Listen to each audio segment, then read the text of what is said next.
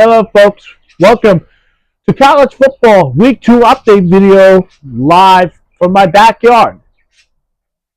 As soon as that sun goes down, it will go dark. So, before it gets dark, I got to get this update before it gets dark. So, let's get to it. Louisville takes down JMU with a 28-14 win. Louisville's on 10 total tackles, 7 solo tackles, a half a sack, and a half a tackle for loss. And Louisville goes 2-0 with Miller Moss at quarterback. Oregon dominates Oklahoma State with a 69-3 win. Dante Moore, 16 out of 21, 266 passing yards, 3 touchdowns. Oregon goes 2-0, and they will be ready for their first Big Ten opponent against Northwestern on the road. Texas and Arch Manning get back on track with a 38-7 win against San Jose State.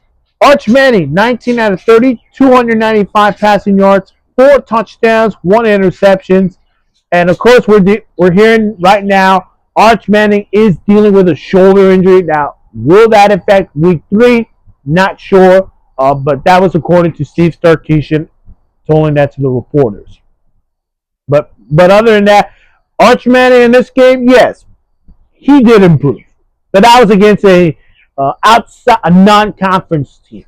We want to see him against the SEC teams. But this is a good start, 1-1 record. Arch Manning, hook him. And then we go to the biggest story of the day, Mississippi State. Maybe I should apologize to you guys. The Bulldogs take down 12th-ranked Arizona State 20-24. The game winner, wide receiver Thomason, had 6 receptions, 133 receiving yards, 2 touchdowns. The second one came from a game winner with less than 40 seconds to go in the fourth quarter, and the Bulldogs upset Arizona State. Okay, so for Arizona State, I think you missed Cam Scattermove, but also their chances of the Big 12 title is not going to happen in Arizona State. Yeah, but this is a tough loss for Kenny Dillingham as the head coach of Arizona State. They're going to need to respond back in Week 3. But for Mississippi State, try not to get that win out of your head for Week 3. So, enjoy. The other biggest story, South Florida. Yes, South Florida Bulls take down 13th ranked Florida 18-16 after a unsportsmanlike conduct on the defense that sent the Bulls to a field goal range to win the game. Their quarterback Brown, 23 out of 36, 263 passing yards, a touchdown on the air. He also has 17 carries, 66 rushing yards. And for the Gators, it's more like the fans are wants Billy Napier to be out in Florida. Because yes, they should have started 2-0. Because by the time that game was going to be over, they needed to be ready for LSU, LSU, Miami, then Texas, then Georgia, then Mississippi State, then Georgia. They got to be playing these ranked teams, and they just lost to South Florida. Now, I would give South Florida credit because their defense is, how do I describe them? They got some dogs on that defense, by the way. The question now is, can they do it again? Now, South Florida, they are ranked for the first time in program history. I'm pretty sure this is their first time. So, congratulations to South Florida. They got to get ready for Week 3 on the road, not far from the Swamp to Miami to take on the Hurricanes in Week 3. Meanwhile, for the Gators, good luck at the Death Valley and just, if you lose to LSU, just fire Billy Napier, by the way. John Mateer and Oklahoma take down Sherrone Moore's Michigan. John Mateer, 21 out of 34, 270 passing yards, a touchdown pass and a pick. He also had 93 carries, 74 rushing yards, 2 touchdowns on the ground. And Oklahoma is 2-0. And while for Michigan, on the other hand, they have to worry about Sherrod Morse because he is suspended for 2 games. Again, if you already know the news that Sherrod Morse gets a 2-game suspension after the Oklahoma game. Yeah, we'll see where Bryce Underwood and Michigan offense goes in week 3 without Sherrod Moore at their head coach. The Battle of Iowa State. Yep. Iowa State takes down Iowa 13-16. Defensive player McDonald, 5 total tackles, 4 solo tackles, 2 sacks, 2 tackles for loss. And Iowa State defense also picked off of Mark Gronkowski. And this game was huge for Iowa State because now they're 3-0, and they're feeling right now winning the Big 12. Don't get over with it, Iowa State. Just keep this momentum going. 3-0. A 2 overtime game, which we'll get to one of them. But Baylor takes down 17th ranked SMU 48-45 in a 2 overtime thriller. Sayer Robinson, 34 out of 50, 440 passing yards and 4 touchdowns. So after their loss to Auburn last week, they would spawn back on the road against the Mustangs, who the Mustangs had expectations this year could go back to the ACC title game. This game turned out to be Baylor's way. 20th ranked Ole Miss avoids an upset against Kentucky with a 30-23 win. The running back Lacey, 28 carries, 138 rushing yards, and a touchdown as Ole Miss avoids upset against Kentucky 30-23. Bill Belichick gets his first college football win as UNC destroys Charlotte 20-3.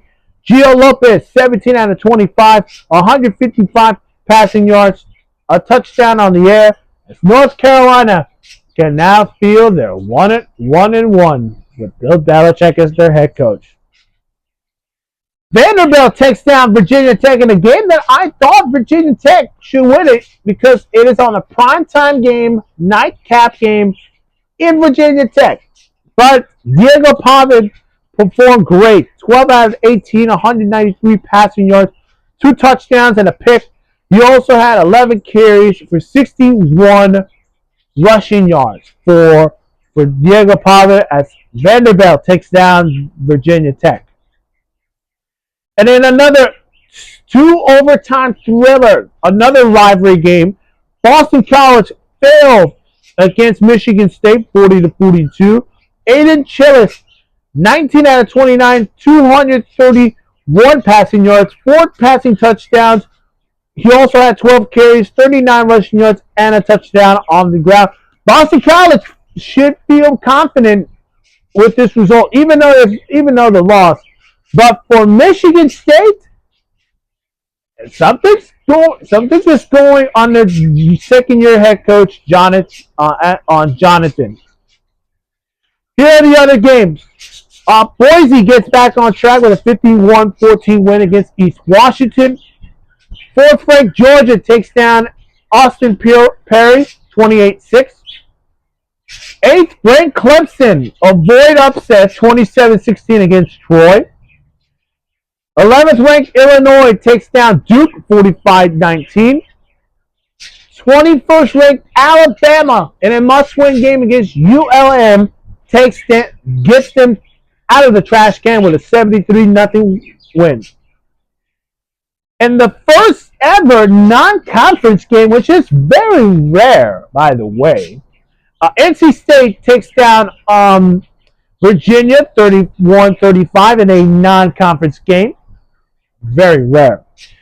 Syracuse wins against UConn 20-27, but after the game, Frank Brown told the team run to from the end zone all the way to the 25, and then back and forth. Frank Brown looks like he's not impressed after that performance against UConn. Missouri takes down their rivals Kansas 31-42. Colorado had all four or three quarterbacks in the first half, including Juju Lewis, Caden Sellers, another quarterback. They took down Delaware 31-7.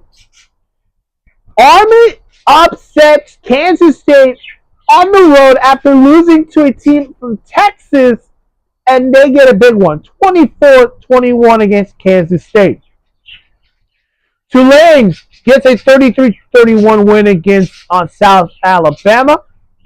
UCLA still searching for the first Nico Yamale win with a 23-30 loss to UNLV.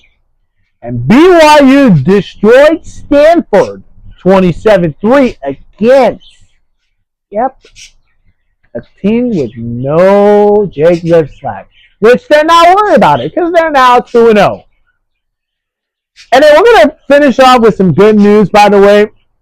Nebraska beating Akron 68-0. After the game, tight end Luke Lindmeyer, who scored a touchdown, got the chance to do what he was supposed to do, and that was to propose to his girlfriend, Caitlin, one of the members of the cheerleaders of Nebraska dance team, by the way. Congratulations to Luke and Caitlin. By the way, Luke, that touchdown, impressive. But also congratulations, you and Caitlin, on your proposed in a big win against Akron Zip. And that's it for my college football week 2 update. Hello there. If you have not seen my other videos, make sure to check them out in my channel below. Of course, make sure to also hit that like button, subscribe to the channel, and hit that notification bell for more sports news. And you can see my backyard right here. And as always, we'll see you guys in the next one. Bye-bye.